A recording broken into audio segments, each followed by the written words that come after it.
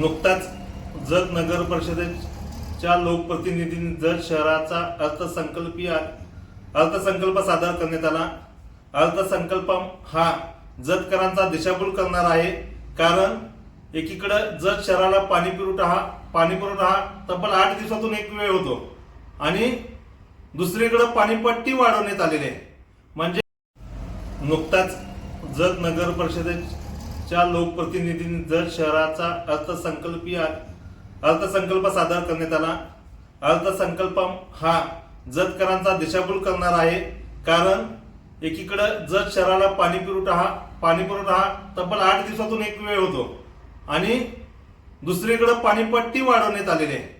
म्हणजे पाणी योजना नवीन पाणी योजना जत शहरात चालू आहे, ती योजना या वर्षभरात चालू होईल। ती योजना पूर्ण क्षमतेने चालू झाल्यानंतर 26-27 या आर्थिक वर्षात पाणीपट्टी न वाढवता 27-28 या वर्षामध्ये वाढवण्याचा काही हरकत नाही, कुणाही जतकरांचा आक्षेप नाही। पण इकडे पाणी मिळत नसताना पाणीपट्टी वाढवून जतकरांवरती कर लादण्याचा हा प्रकार आहे, तर तो त्वरित थांबवा, त्याचा पुनर्विचार करावा आणि या वर्षी 26-27 या आर्थिक वर्षात पाणीपट्टी वाढवण्यात येऊ नये, असं जतकरांच्या वतीनं नगरपालिका लोकप्रतिनिधींना कळकळीचं आव्हान आहे। त्याच पद्धतीनं शववाहिका मोफत दिल्याचं सांगून सवंग लोकप्रियता मिळवण्याचा हा त्यांचा केविलवाना प्रयत्न देतोय।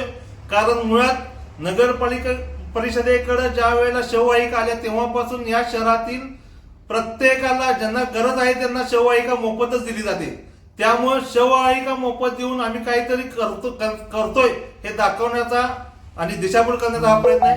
खरंच त्यांनी सांगितलंय की जत शहरातील कुटुंबातील दुःखात सहभागी होण्यासाठी शववाहिका मोफत देण्याचा आमचा प्रयत्न आहे म्हणून सांगितलंय।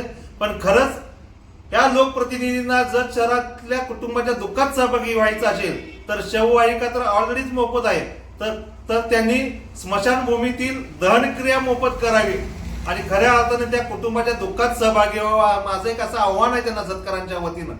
तिसरं त्यांनी सांगितलं की स्वागत कमानी उभा करू। खऱ्या अर्थानं स्थानिक स्वराज्य संस्थांना स्वागत कमानी उभा करण्यास राज्य शासनाचा हरकत आहे। औरंगाबाद खंडपीठानं सुद्धा त्याच्यावरती ताशेरे ओढलेले आहेत। असं असताना स्वागत कमानी उभा करण्याचा घाट कशासाठी? एकीकडे मुख्याधिकारी म्हणतात नगरपालिकेची आर्थिक स्थिती चांगली नाही आहे आणि दुसरीकडे लोकप्रतिनिधी म्हणतात आम्ही स्वागत कमानी उभा करू। स्वागत कमानी उभा करण्यापेक्षा या जत शहरामध्ये जिल्हा परिषदेच्या 14 शाळा आहेत, अंगणवाडी आहेत, या अंगणवाड्यांसाठी जिल्हा परिषदेच्या शाळांसाठी पायाभूत सुविधेसाठी निधीची तरतूद करावी। स्वागत कमानी करून कुणाचं भविष्य उज्ज्वल होणार नाही, पण जिल्हा परिषदेच्या शाळा असतील, अंगणवाडी असतील, यांच्या पायाभूत सुविधा जर मिळाल्या तर एक पिढी घडणार आहे। त्यामुळे त्याचाही गांभीर्याने विचार करावा। आणि दुसरी गोष्ट, यांचा एक निर्णय स्वागतार्ह आहे, तो म्हणजे डिजिटल जाहिरात फलकवर कर आकारणी करणे।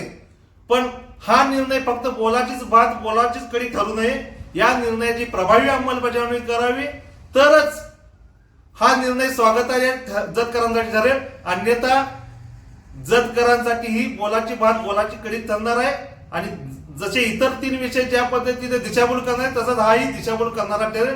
म्हणून नगरपालिका पदाधिकाऱ्यांना आमचं जतकरांच्या वतीने कळकळीचं आव्हान आहे। एकीकडे पाणी योजना पूर्ण क्षमतेने चालू नये, त्यामुळे पाणीपट्टी वाढवू नये। शववाहिका मोफतच आहे, त्यापेक्षा स्मशानभूमीतील दहनक्रिया मोफत करावी। स्वागत कमानीपेक्षा जिल्हा परिषदेत 14 शाळा असतील, जत शहरातील अंगणवाडी असतील, यांच्यासाठी पायाभूत सुविधासाठी निधीची तरतूद करावी, तो निधी खर्च करावा।